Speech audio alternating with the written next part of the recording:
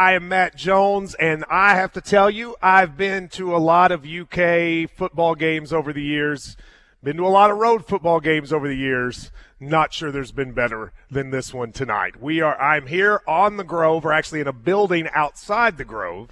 I was supposed to be standing out on the Grove, and the Ole Miss security or Ole Miss police came and told me that I was not allowed to do it because Ole Miss Athletics had complained that I was doing the show, which I didn't think that would show up. And their exact quote, because I want to get it right, is no electrical cords are allowed to run out of a doorway of a building on a game day. Oh, please. Which is a lot of words to say, we just beat their ass and they're being lame and will not let me go celebrate. We had a ton of people out here ready. For those of you that are in Oxford, you'll remember this one too, because this was absolutely awesome.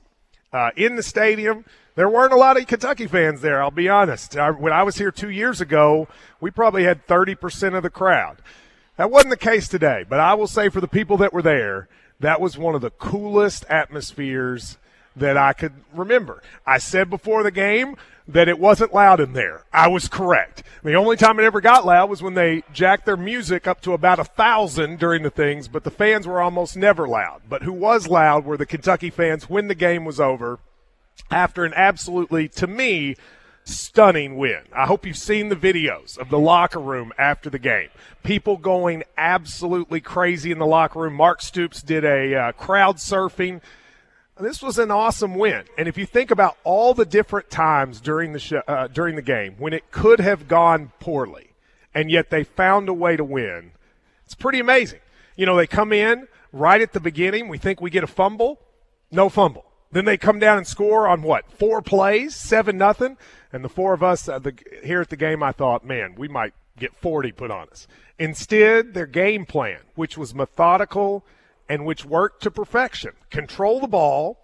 They were conservative, but they also took shots. They also threw the ball. I mean, I actually think we were much more effective throwing than running today, which you did not, at least I did not see coming before it started. And then Kentucky just kept trading punch for punch. And there were about 3 moments in the second half that I thought, well, on the post game, I'm going to say, they played really well, but just weren't quite able to do it. One was when they went for the drive, made it 17-13. I thought, well, it's not going to happen. Then we went 3 and out, and we kicked it back to them, and I thought, well, then it's really not going to happen. Instead, we stopped them 3 straight times, twice 3 and out, to give our offense a chance. And then, unbelievably to me, it was the right call, but on 4th and 8 from the 20, our own 20, he goes for it. And I think that Berrien Brown pass, it might not be Stevie got loose territory, but it's getting close. It is up there. A 63-yard pass, which was well thrown, but the play by Berrien Brown. And then you got to go back. If Berrien ends up in the NFL, they'll use that tape on draft night when he's picked.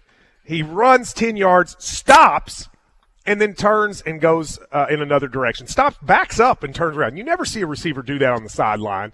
Does it, nearly scores. They then did a really good job of clock management. They score, and there was a lot of celebration. But there was still, 3 minutes to go? 4th down and what was the 4th down? 4th and 11? 4th and 8? When they threw 40 yards to a tight end. I'm not sure what our safety was doing there. He didn't even jump. And they catch it. They get it at the 35. And at that point, probably all of you thought, well, here we go again. Instead, the defense buckles down, stops them, makes them do it. Well, then you get the 3rd down where we create a fumble but are offsides. Once again, you think, well, there's another one where we'll sit there and go, oh, how did that happen? After all of that, comes down to 3rd down and 8. They get a stop, and then Ole Miss misses a 48-yard field goal, and we win the game. I'm so happy for this group. They're 3-2, which is, by the way, what we thought they'd be at this point in the season. When you consider how bad they looked at South Carolina, when you consider the conversations we had then, to play the way they played against Georgia and Ole Miss, 2 of the top 7 teams in the country, could have beaten Georgia at home, didn't, and then you go and win at Ole Miss. I just want people to take a step back and think about this win. This is the biggest highest ranked road win for Kentucky since 1977. This is literally the highest ranked road win of my lifetime. And it happened today when a lot of people, and I have to be honest, at times I was wavering, a lot of people had given up on the season. And instead they come and get that victory. I want to give a shout out to some players. First of all, Deion Walker.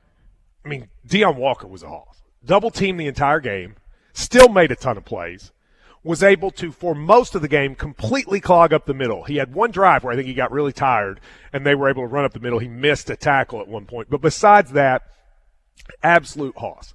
The defense, especially out in the corners, without Maxwell Harrison in, a lot of times Lane Kiffin would put them where they were in one-on-one situations where it was one guy and he had to make a tackle, and then they would do it. Probably 4 or 5 plays down the stretch where there's only one guy that can make a tackle. He would make it, stop them before they could get a first down. Those were huge plays. Obviously, Berrion's play was amazing. Dane Key, though, in the first half. Dane Key, catch after catch after catch, including a couple hard ones. And then I think you gotta give a big shout out to Brock Vandagriff. Not perfect, but pretty good. Let's just be real. We've never had a quarterback in my lifetime go win on the road in a top 10 against a top 10 team. He didn't throw everything perfect, but he was pretty good. If I had any complaint, maybe a couple times he held onto the ball too long, but his decisions really weren't that bad. And when he threw it, he pretty much had it on target. Dane had 1 or 2 drops. Caddis had a couple drops. Macklin had a drop. But most of his incompletions weren't on him. And then those big throws down the stretch, he deserves a huge amount of praise. It is a great win for Kentucky. They get a bye next week. They have 3 winnable games after that. And look, I'm not going to sit here and say they're going to make the playoff. I don't think they probably will. But a 9-3 Kentucky team that would have a road win at Ole Miss, if they could sneak one of those Texas and Tennessee games.